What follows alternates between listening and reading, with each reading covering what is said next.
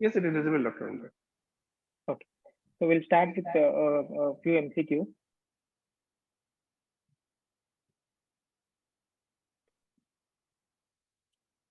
So first, the first question is identify the studies conducted under Intergrowth 21 project.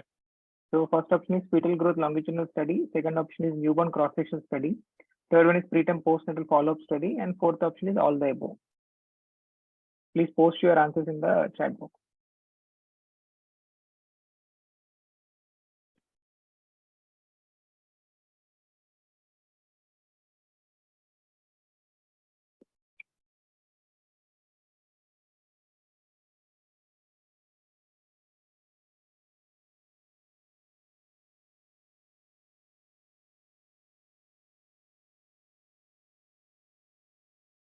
Sorry.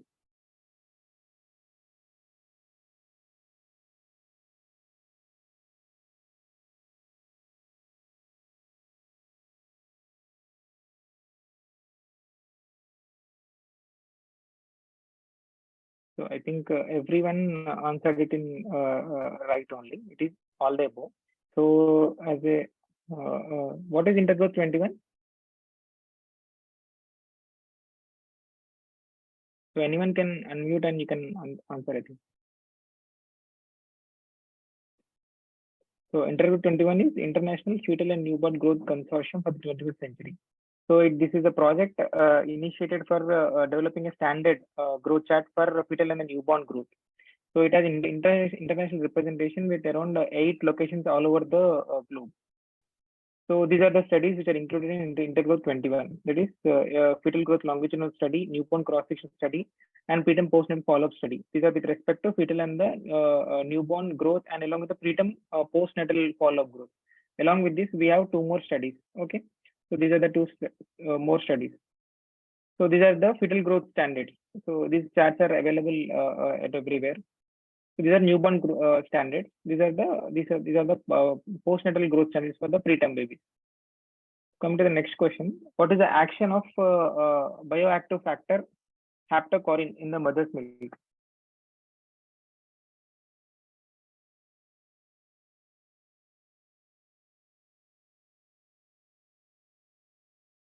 You can answer in the chat box. So this week we are celebrating World Breastfeeding Week.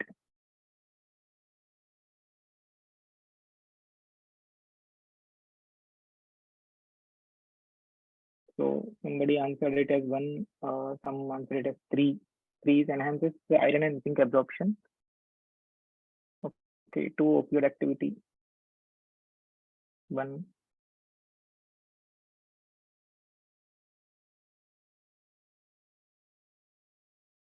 Three. Dr. Pamela 3. Madhavi Krishna 3. Aditya 1.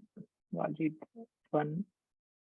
So the answer is actually it will help in improving vitamin B12 absorption. So haptocorrin helps in vitamin B12 absorption and it has antimicrobial activity as well. Coming to the third question, which of the following is a checklist used for reporting diagnostic accuracy studies?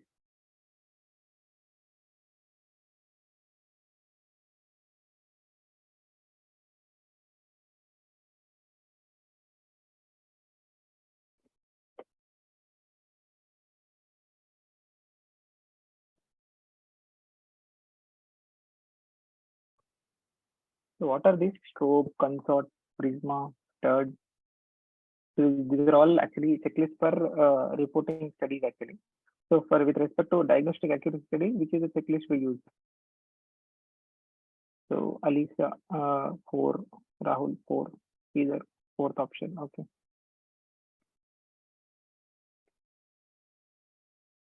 I need more answers.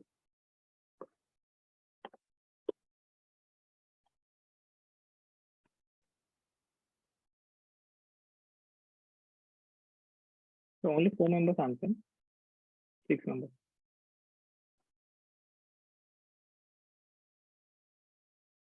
So the answer is 4 actually. So we have multiple checklists which we use for reporting studies. So first one is Consort. This is consolidated standard for reporting trials. And this is mainly used for RCTs, and strobe is for observation studies. Third is for diagnostic accuracy studies. So Prisma is for systematic reviews and meta-analysis. MOOS is for meta-analysis of observation studies in epidemiology, and Square is for quality improvement studies actually. So coming to the fourth question, identify the correct combination with respect to biomedical waste disposal. So first option is placenta in yellow bin, second option is gloves in red bin, third option is glass wells in blue bin, and fourth option is all label.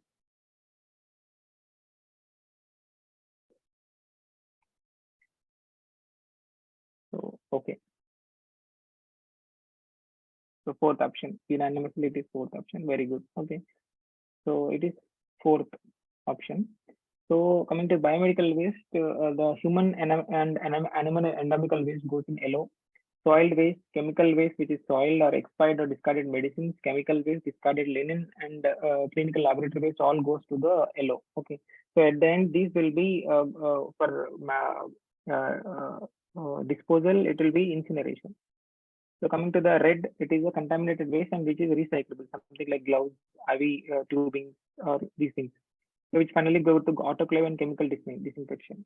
Coming to sharps, these are disposed in puncture-proof and leak-proof, tamper-proof white bins. So next, coming to the glass wells and or broken contaminated glass, is go to the blue bin. So coming to the fifth question, which of the following are the new changes in ICRP 3? So these are there are certain changes in ICRP 3 third version. So what are these?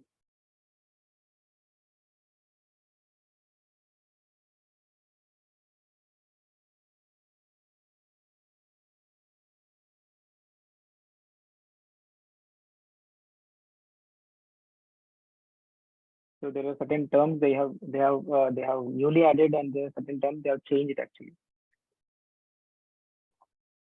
So everyone says so it is fifth option. Yes, it is fifth option. So we'll see what are changes. So coming to the notch. So what is notch? Anyone can? Aditya, I think you can answer. What is notch? I can ask. I think.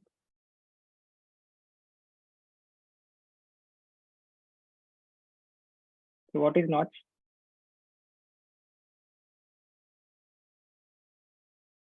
So notch is actually incursion of the RP lesion by around 1 to 2 clock hours into the more posterior zone. Actually, what happens is if the RP lesion predominantly is in something like zone 2, but only at least only minimum is 1 to 2 hours, 1 to 2 clock hours. There is some posterior displacement of the lesion. Then we'll label it as zone 1 only. Okay, so that is we can label it as zone 1 secondary to notch. Okay.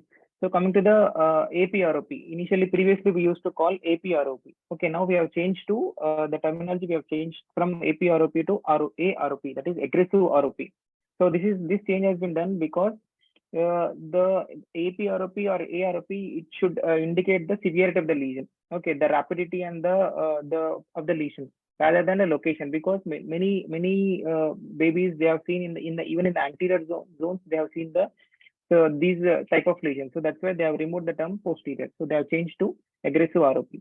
And they have introduced the terms like regression and reactivation. Regression is normalcy of after a period of ROP. If these changes regresses, we label it as regression.